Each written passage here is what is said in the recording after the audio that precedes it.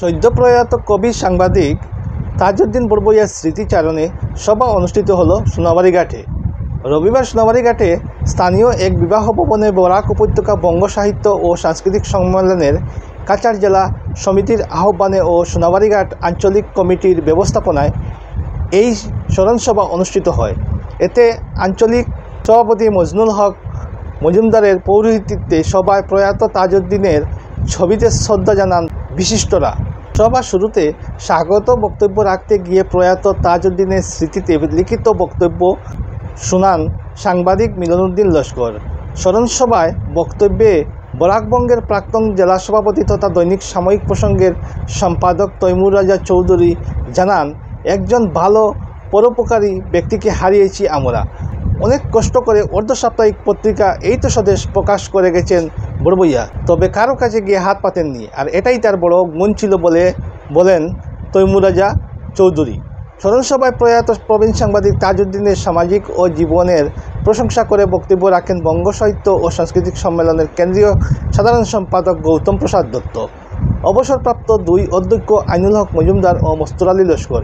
এছাড়া বক্তব্য রাখেন বরাকবঙ্গের জেলা সমিতির সহসভাপতি ডব্লিউ ব্রজেশ্বর সিংহ, সৈয়দপুরের তাজউদ্দিন মজুমদার, বিশিষ্ট নাগরিক রীনা বেগম চৌধুরী, আইনজীবী শামসুজ্জামান মজুমদার, সান গ্রাফিক্সের কর্ণধার প্রিয় চৌধুরী, আব্দুল হক লস্কর প্রমুখ।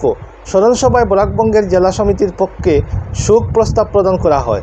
প্রস্তাবটি পাঠ করেন বকুলচন্দ্র নাথ। এরপর প্রস্তাবটি প্রয়াত তাজউদ্দিনের মা পরিজনেসা বড়বইয়া সহ পরিজনের হাতে তুলে দেন বরাকবঙ্গের কর্মকর্তারা। অনুষ্ঠান সঞ্চালনায় ছিলেন রেজিয়া সুলতানা ও সাংবাদিক আশু চৌধুরী। এদিনের স্মরণসভায় শেষে 1 মিনিটের নীরবতা পালন করে সভার সমাপ্তি করা হয়। প্রিয় দর্শক, আজকের মতো সংবাদ এখানেই। পরবর্তী খবরের জন্য চোখ রাখুন আমাদের পর্দায়। শুভরাত্রি।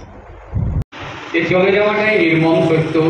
এই অমোঘ সত্যকে মেনে নিয়ে আমরা জীবন যাপন করি, ভবিষ্যৎ দিকে ধাবিত হই। পৃথিবীর সৃষ্টি লগ্ন থেকে হাজার কোটি মানুষ পৃথিবীতে এসেছে, আবার প্রকৃতির নিয়মে চলে যেতে হয়েছে বিস্মৃতির অন্তরালে।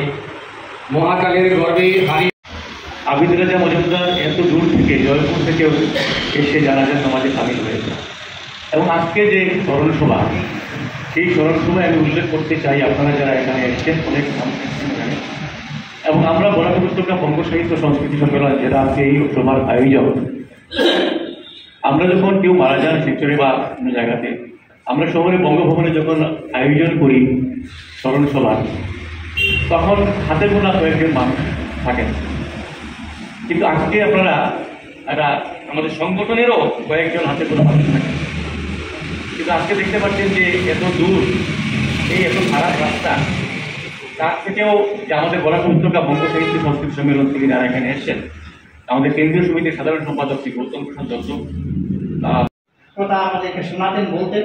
সেই বয়সে মাঝপাত কতটুকু আমরা জানি, বস্তুবাদ কতটুকু বুঝার আমাদের মাথার মধ্যে হয়নি, কিন্তু তবুও কেন জমিটা বলিতে হবে অমর কে ফুটায়, আর আমাদের ইসলামী ভাষায় কুল্লু নাফসিন যায়কাতুল মউত। একবার যাওয়ার পরে আলোচনা আমরা করছেন, তাকে বদল করেননি। তাজদাকে ছাত্র অবস্থায় ইসি কলেজে পড়ার সময় ছাত্র অবস্থায় পরিচয় হয়েছিল, এবং সম্পর্কে দীর্ঘ মন্ত্রণা ছিল। এটাই বোঝা যায় তাজউদ্দিন বড়বইয়ার মানুষ ছিলেন। এবং তার পরবর্তী 80 দশক পর্যন্ত তরুণ প্রজন্ম সেই পরিবর্তন, সমাজ পরিবর্তনের দৃষ্টিভঙ্গিতে কাজ করত। তাজদা আজীবন সেই দৃষ্টিভঙ্গি পালন করতেন। আমরা সবাই হয়তো অনেকেরই নেই আমাদের এখানে, কিন্তু উনি চাইলে তো চাকরি করতে পারতেন, কিন্তু উনার যে সমাজের প্রতি যে দায়বদ্ধতা, যে লড়াকু মনোভাব, এই তো স্বদেশ পত্রিকার মাধ্যমে আমরা দেখেছি কীভাবে সমাজের জন্য কাজ করা যায়। তার জন্য অনেকবার আমরা অনুপ্রাণিত হয়েছি, এবং বিশেষভাবে